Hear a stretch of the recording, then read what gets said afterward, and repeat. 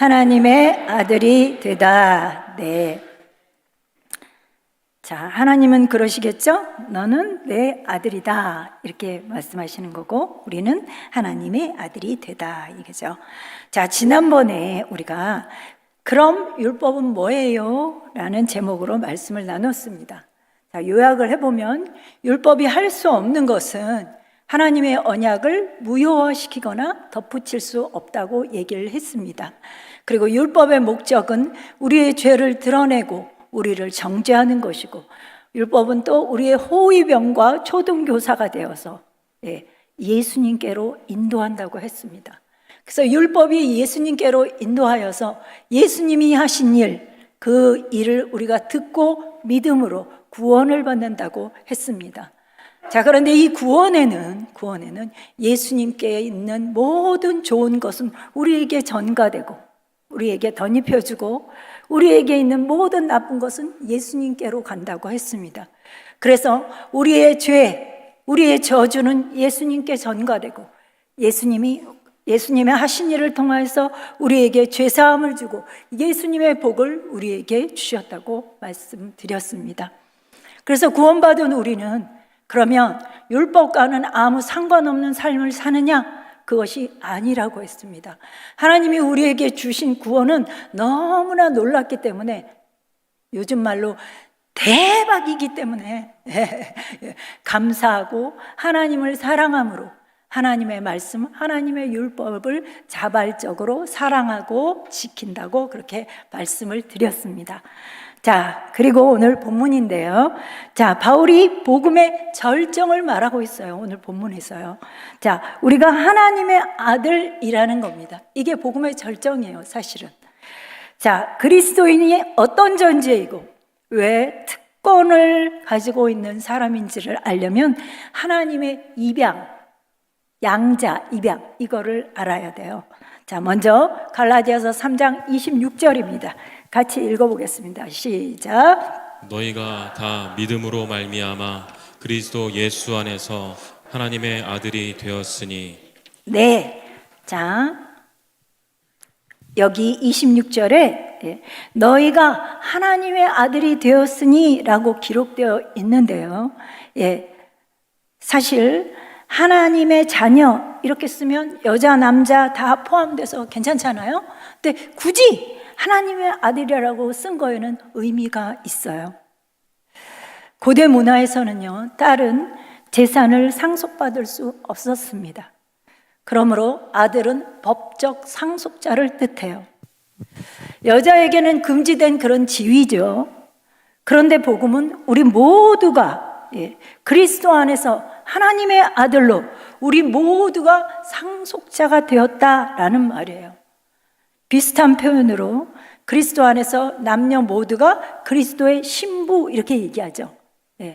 여자만 신부가 아니라 남자도 신부예요. 이게 상징적인 의미가 있잖아요. 그거와 마찬가지입니다.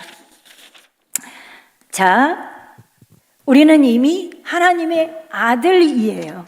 이것은 우리의 목표도 아니고 미래에 얻을 바도 아니고 이미 주어진 그런 상태이죠. 하지만 이 아들의 신분은요, 모든 사람의 것이 아니에요. 이 아들의 신분은 믿음으로 말미암아 그리스도 안에서만 주어지는 거죠. 하나님의 참 아들이신 예수 그리스도를 믿어야만 우리도 하나님의 아들이 되는 거예요. 하나님이 믿음을 통해서 우리를 하나님의 아들로 입양하신 거예요. 그리스와 로마 세계에서요, 자식이 없는 부유층 남자들이 종 가운데 하나를 골라서 입양하는 그런 제도가 있었습니다. 그 종은 입양되는 그 순간부터 종이 아니라 아들로서 상속자로서 집안과 바깥 세상의 모든 재정적, 법적 특권을 받았어요. 태생은 종이라서 사실은 아버지와 아무런 연고가 없지만 아들로서 법적인 지위를 받았어요. 특권을 입은 새로운 인생이 된 거예요. 이것은 믿음으로 말미암아 예수 그리스도 안에서 하나님의 아들이 되었다. 즉 하나님의 아들로 입양되었다는 사실이 무엇을 의미하는지를 잘 보여주는 겁니다. 하나님께서 창조주 하나님, 만왕의 왕이신 하나님, 만주의 주이신 하나님, 모든 만물을 다스리고 계시고 그의 주인이신 그 하나님, 역사의 주인이신 그 하나님이 우리를 하나님의 아들로 입양해 주신 것은 우리에게 최고의 대접을 해준 거예요. 여러분, 이재용 삼성 리더가 어떤 아이를 보고 내가 쟤한테 최고의 대접을 해줘야 되겠다 이렇게 생각을 한 거예요. 자, 그래서 그 걔를 아들로 아예 입양을 해야 되겠다. 그래서 입양을 했어요. 그러면 어떻게 하죠? 재정적, 법적 권리가 있죠. 이재용이 누리는 것을 다 누릴 수 있는 사람이 된 거예요. 그런 애를 보고 우리가 뭐라 그러죠? 대박! 와, 부럽다, 대박! 그러죠? 근데 이재용 정도가 아니라 만물의 주인이신 하나님이 우리를 하나님의 아들로 입양해 주신 거예요. 최고의 대접을 받게 해 주신 거예요. 그럼 어떻게 해야 되겠어요? 그 정도 가지고 안 되죠. 어떻게 해요? 대박! 한번 해볼까요? 시작! 대박! 할렐루야! 이렇게 된 거예요. 이제 하나님께 이미 최고의 대접을 받은 우리는 이제 대접받는 거, 인정받는 거 막 이 땅에서 막 누구한테 대접받고 인정받고 막 이런 거 있죠. 이런 거에 막 목말라 할 필요가 없어요. 왜요? 이미 만왕의 왕이신 만물의 주이신 하나님이 최고의 대접을 해줬다는 거 아니겠어요? 그런데 이 사실을 알지 못하니까 어떻게 해요? 대접에 인정에 타는 목마름으로 그냥 왜 수고했다고 뭐 장로님은 한마디도 말이 없는 거야. 막 이렇게 수고했다고 음료수도 한 번 안 갖다 주는 거야. 막 이렇게 왜요? 그걸 모르는 거예요. 아니면 죄성이 발동하는 거죠. 최고의 대접을 받은 우리는 시기와 질투가 필요 없는 존재예요. 근데 이게 올라오잖아요. 이게 왜 그래요? 최고의 대접을 받았다는 걸 잠시 까먹는 거예요. 그리고 이 죄성이 또 올라오는 거예요. 그럴 때마다 우리가 어떻게 해야 되냐? 나는 말이야, 자신한테 그러세요. 나는 말이야, 만물의 주인이신 하나님이 최고의 대접을 해준 나라고 하면 어떻게 되겠어요? 시기 질투가 싹! 대접과 인정이 싹 물러가겠죠? 우리가 그런 존재입니다. 그런데 아이러니하게도요, 그냥 대접과 인정에 타는 목마름을 가지고 있는 그런 사람들이 다른 사람은 그렇게 대접과 인정을 안 해. 다른 거 할 때 수고하셨습니다. 뭐지 그거? 비타 500 이런 거 하나 갖다 주고 그런 거 안 해요. 그게 이상하잖아요. 그죠? 뭐예요? 너도 하나님으로부터 최고의 대접을 받았다는 사실을 모르거나 잠시 잊어버린 거죠. 제가 전에 말씀드렸잖아요.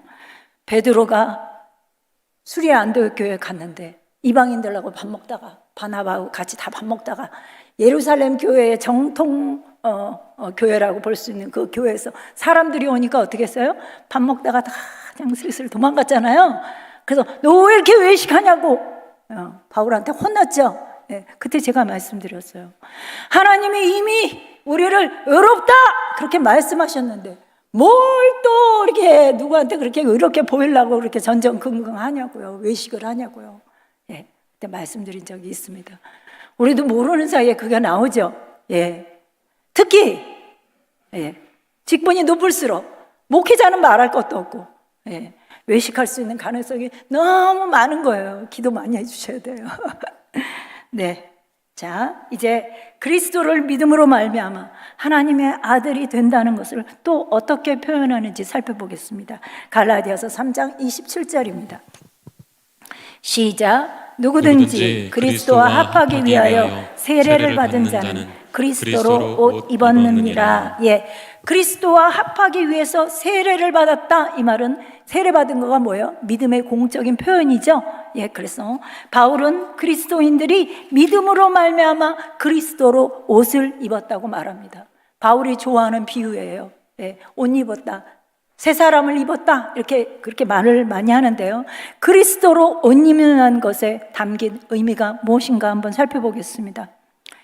그리스도인인 우리의 기본 정체는요, 그리스도 안에 있다는 거예요. 옷차림을 보면 남들에게 어떤 사람인지를 보여주죠. 군복을 주로 입고 다녀요. 그럼 누구예요? 예, 군인이죠. 예. 운동복을 주로 입고 다녀요. 누구예요? 예, 스포츠 선수예요. 그렇죠? 흰 가운을 주로 입고 다녀요. 누구예요? 의사 아니면 연구원이죠. 예, 작업복을 주로 입고 다녀요. 누구예요? 노동자죠. 정장을 막 다 이렇게 잘 입고 다녀요. 누구예요? 예, 회사원들이 많죠. 예. 그래서 그리스도가 우리의 옷이라는 말은 우리의 궁극적 정체성이 어디에? 그리스도 안에 있다는 뜻이에요. 이것은요, 계속 그리스도를 생각한다는 뜻이에요. 그리고 모든 생각과 언행 속에 그분의 영과 그분의 성품을 불어넣어서 흠뻑 배어들게 한다, 그런 뜻입니다. 하나님 그분으로 충만한 상태를 말하는 거예요. 자, 26절에는 그리스도인과 하나님, 예, 무슨 관계죠? 아들과 아버지 관계. 27절에는 그리스도인과 예수님, 예, 여기 예수와 합하기 위하여 그리스도로 옷 입었느니라, 이런 걸 볼 때 예수님과 뭐예요? 연합됐다, 하나 됐다, 이런 걸 알 수가 있잖아요. 예, 그래서 그리스도인과 하나님, 그리스도인과 예수님은 연합되고 하나 되고 아주 긴밀한 사이라는 것을 얘기합니다. 자, 이 말씀이 흘러서 어디로 가느냐? 28절로 가는 거예요. 28절. 자, 근데 28절을 흘러나오는데 28절의 말의 요약이 뭐냐? 그리스도인들 사이의 연합이에요. 하나님과 연합되고 그리스도와 연합된 우리는 뭐예요? 서로 연합되어야 된다, 이 말이에요. 갈라디아서 3장 28절 보겠습니다. 시작. 너희는 유대인이나 헬라인이나 종이나 자유인이나 남자나 여자나 다 그리스도 예수 안에서 하나이니라. 예, 그리스도인들 사이의 연합, 즉 예수 그리스도 안에서 하나라는 거예요. 하나님과 나, 예수님과 나, 내가 연합됐듯이 그리스도인들과도 연합돼야 된다는 말이에요. 한마디로 인종이나 사회 계급이나 성별이 달라도 연합하여서 하나니까 분열이 없어야 된다, 그런 말입니다. 그렇다고 교회 안에서 이제 더는 아무런 구별이에요. 구별이 없다는 말이 아니에요. 헬라인이 유대인과 똑같아져야 된다, 이 말도 아닙니다. 우리의 삶의 방식에 남녀 간의 구별이 없어야 한다, 이런 말도 아니에요. 상이한 문화, 다른 계급, 다른 성별, 이렇게 각기 다른 본분과 실천을 없애자, 그런 뜻이 아니에요. 우리는 다 획일적이거나 서로 맞바꿀 수 있는 그런 존재가 아니에요. 다만 우리가 하나일 뿐입니다. 복음은 내가 누구냐, 내가 무엇이냐, 그 이전에 그리스도인이라는 뜻이에요. 세상 사람들은요, 파벌 싸움으로 갈라놓는 모든, 세상 사람들이 파벌 싸움 많이 하잖아요. 그렇게 파벌 싸움을 많이 하는 그 장벽이 있어요. 그런데 이 장벽이 그리스도 안에서 허물어진다는 거예요. 바울은 사람들을 분열시키는 3가지 장벽을 말합니다. 첫 번째 장벽은 문화적 장벽이에요. 유대인이나 헬라인이나 그리스도 안에서 하나다, 이렇게 얘기했죠.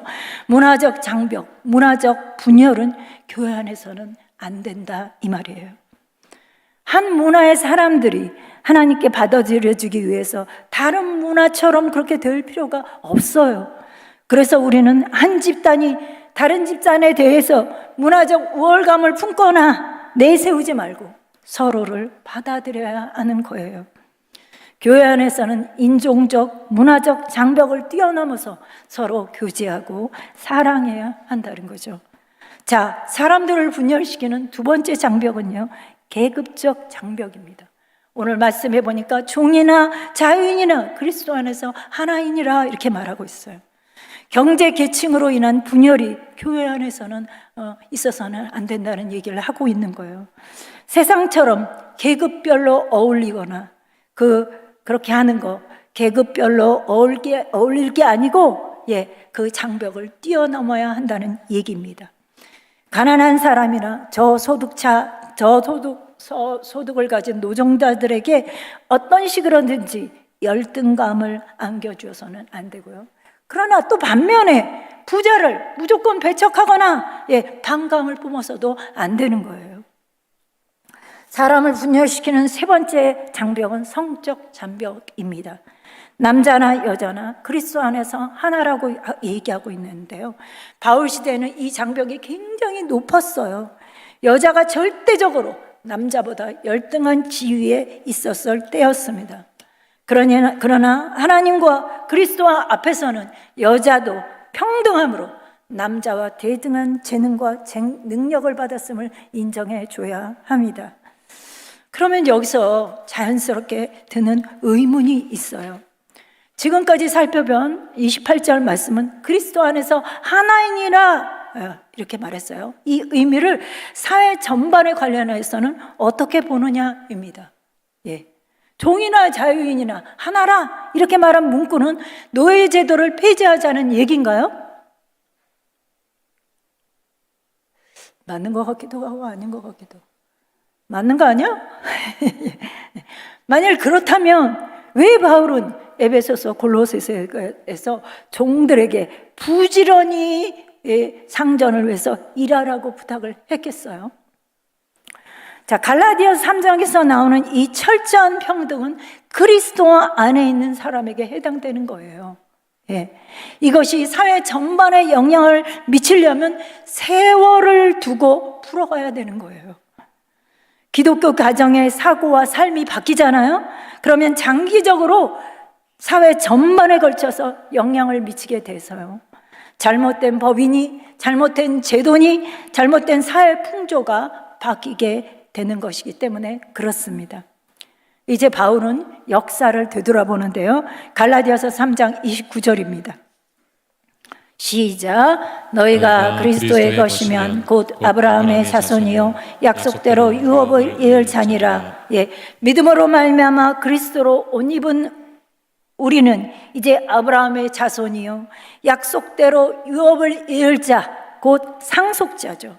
하나님은 아브라함에게 주신 모든 약속을 아들을 통해서 성취하셨고 또 앞으로도 성취해 가실 것입니다. 그러므로 우리는 하나님의 양자로서 입양된 아들로서 그분이 약속하신 모든 것을 온전히 누리게 되는 거예요.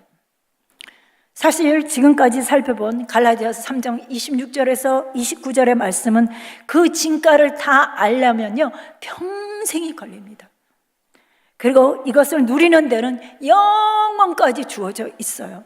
그래서 사도 바울은 4장에서 다시 이 진리를 깊이 되새기면서 의미를 좀 더 깨닫게 해주는데요. 갈라디아서 4장 1절에서 3절입니다. 시작. 내가 또 말하노니 유업을 이을 자가 모든 것의 주인이나 어렸을 동안에는 종과 다름이 없어서 그 아버지가 정한 때까지 후견인과 청지기 아래 있나니 이와 같이 우리도 어렸을 때에 이 세상의 초등학문 아래 있어서 종로로 따였더니 아들의 신분을 말하고자 바울은 큰 재산의 상속자인 한 어린아이 예화를 들고 있습니다. 어렸을 때는 그 어린아이도 종과 다름없이 후견인과 청지기 아래 있었다는 거예요. 하지만 성년이 되면 유산을 물려받게 된다는 거죠. 고대에는요, 성년에 이르는 과정이 굉장히 중요했어요. 그래서 그 규정이 잘 되어 있었는데요. 로마의 경우에는요, 상속 자녀는 미성년자인 14세까지 후견인 아래에 있었습니다. 25세까지도 어느 정도 청지기의 통제를 받았어요.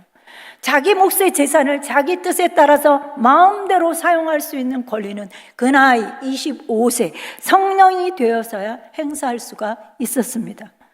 그래서 바울은 사람이 성년에 이르는 법과 성년을 누리는 법을 차례대로 소개를 해줘요. 한마디로 먼저 말하면 성년에 이르는 법은 예수님이 하신 일 때문에 성년에 이르는 것이고요. 성년을 나이가 찬 성년이요. 성년을 누리는 법은 성령님이 하시는 일 때문에 그렇습니다. 갈라디아서 4장 4, 5절입니다. 시작. 때가 참에 하나님이 그 아들을 보내사 여자에게서 나게 하시고 율법 아래에 나게 하신 것은 율법 아래에 있는 자들을 속량하시고 우리로 아들의 명분을 얻게 하려 하심이라. 때가 참에 역사의 때, 카이로스, 하나님의 때가 되매라는 뜻인데요. 때가 참에 하나님이 그 아들을 보내셔서 이 아들이 우리를 성년에 이르게 하셨다는 거예요. 그 일을 예수님은 어떻게 하셨냐? 우리를 성년에 이르게 하시는 일을 어떻게 하셨느냐? 첫째는요, 예수님은 오늘 본문 읽은 대로요, 율법 아래에 있는 자들, 뭐예요? 예수님을 믿지 않는 사람들이죠. 자들을 속량하여서 모든 형벌, 그런 모든 빚을 제거해 주셨어요. 하나님은 그 아들을 보내시되 여자에게 나게 하심으로 인간으로 율법 아래에 보내셨는데요, 예수님은 하나님의 율법을 지킬 의무가 있었죠. 자, 그런데 예수님은 율법 아래에 있는 자들을 속량하실 능력도 있었어요. 속량하다, 이 말은 무슨 뜻이냐? 노예의 적정한 대가, 적정 가격을 치르고 주인에게서 해방시킨다, 이런 뜻이에요. 예수님은 율법을 상대로 우리의 적정 가격을 지불하셔서 율법이 우리에게 요구하는 바를 완전히 다 충족시키고 우리를 율법으로부터 해방시키셨습니다. 자, 예수님이 우리를 어떻게 성년에 이르게 하셨는가? 둘째는요, 예수님은 우리에게 아들의 명분을 주심으로 우리를 성년에 이르게 하셨습니다.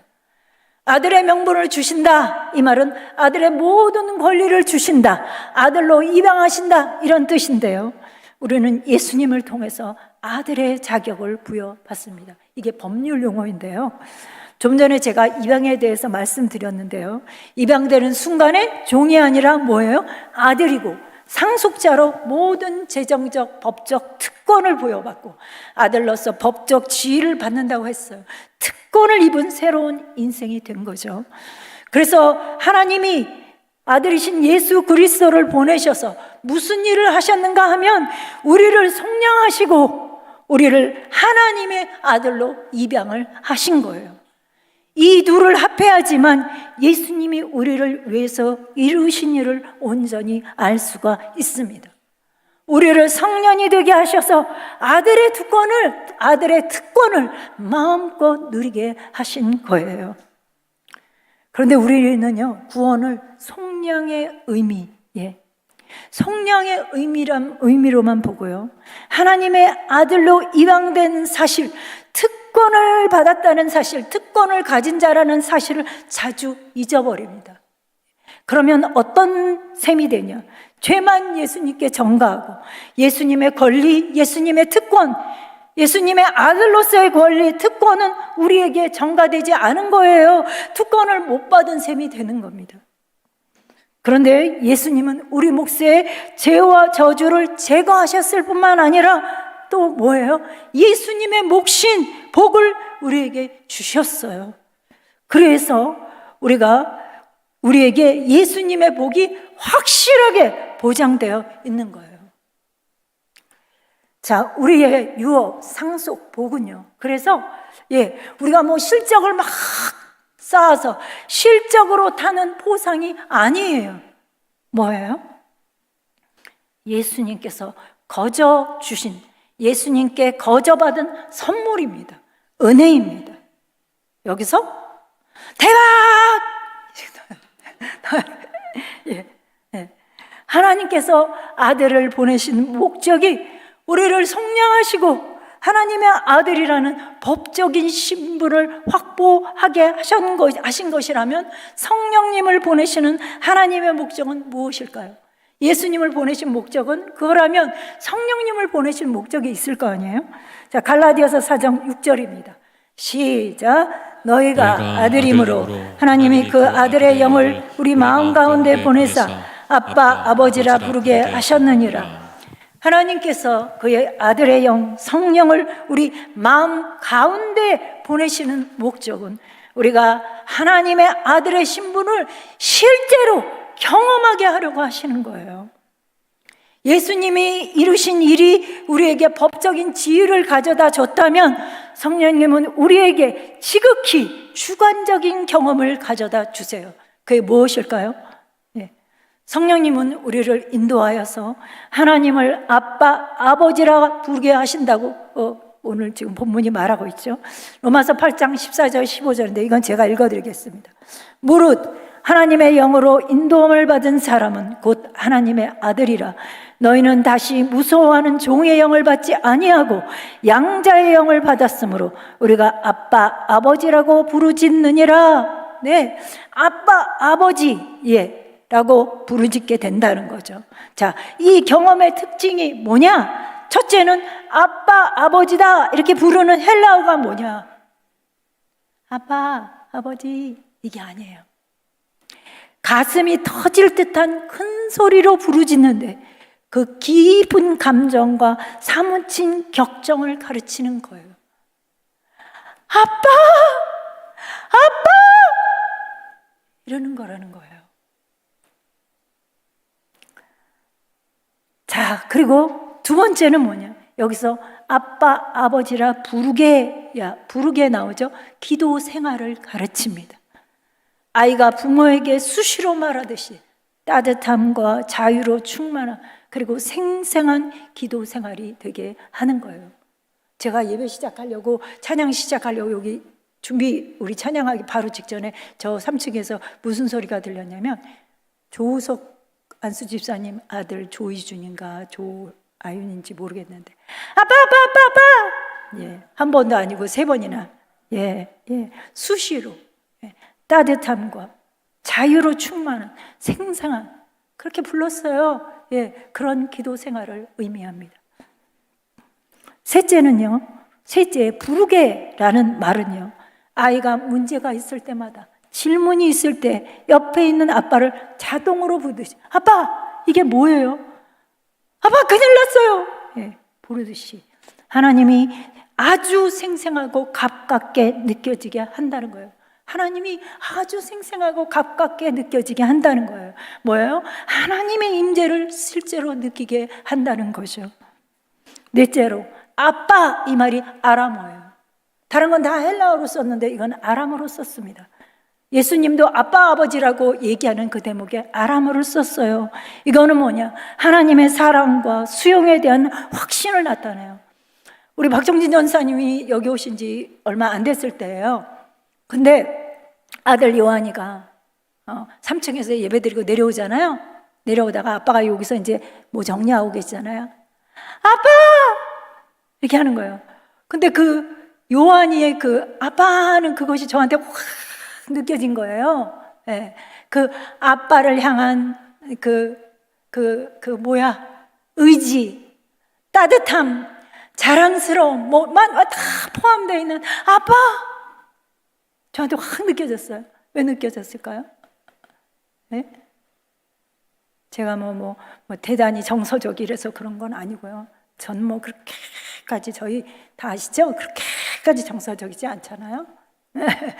저희 아버지가 저한테 그렇게 하셨거든요. 저도 아버지 하면 요한이가 아빠를 볼 때 똑같은 그런 마음이었어요. 어린아이는 당연히 부모가 자기를 사랑하여서 늘 곁에 있어 줄 것을 압니다.